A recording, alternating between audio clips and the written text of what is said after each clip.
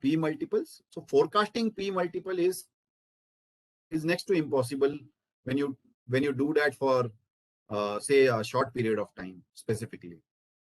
So rather than focusing on forecasting P multiple, we feel it is much more important for us to try to answer these questions as to how do I see the earnings growth from here on in the next 2, 3, 4, 5 years? What are the risks for those earnings growth to happen? Does the current valuation or the current multiples overestimate or underestimate the growth in earnings? Like in case of, say, again, just for the sake of example, we can again debate on ONGC and Nestle. So maybe market today is underestimating the growth in case of ONGC, where it may get benefit from the cyclical upswing of the industry, right?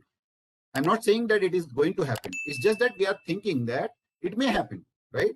Similarly, in case of Nestle, we may say that market is probably overestimating the kind of growth path for the company, because in the last 10 years, because cyclical businesses were having a really tough time operationally, so the money was going into safe and steady compounders, because you knew that you get the earning stability there.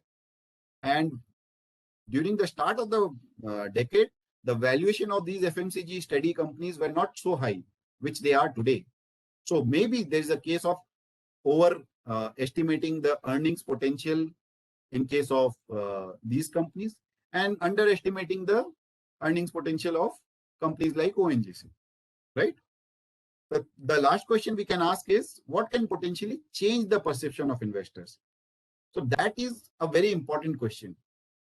So what will change in case of ONGC? When you see the company getting really good growth in earnings, or there are some sector tailwinds which will keep on validating your thesis that, okay, now the earnings are going to see an upswing. That is where the P will re-rate. And on the contrary, in case of companies like Nestle, when you see that there are many other options like ONGC or any cyclical companies in the market, where you see in the next 2, 3 years, the earnings growth in those companies would be much higher than a company like Nestle, you would tend to focus more on buying those companies than Nestle. So we are not arguing that you should sell Nestle and buy these companies. What we are trying to say is that this is how the market moves in short term, right? And again, answers to these questions are not perfect or accurate at any point of time, right? However, they prepare us for making better investment decisions, right? So you may be thinking that if P cannot be forecasted, does it really matter? So you cannot treat P ratio as the only base for thinking about buying or selling a stock. I think Yogesh made this point before we started the presentation, and we agree with Yogesh here that P ratio cannot be the only base for thinking about buying or selling a stock. So it is much easier to think about the earning trajectory. Of course, nobody can predict the earnings with accuracy, but there is far better chance of looking at the earnings direction than looking at the P direction. Because P can, as we have discussed earlier, P can vary because of several factors which are not in our control or in our assessment.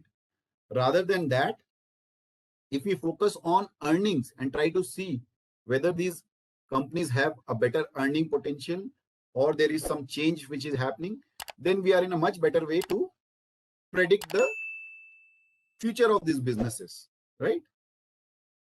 Another thing which we have learned through several examples we have discussed so far is that over a 10-year long period, you will see that the P distribution can be a broad range, something like 10 times to 80 times.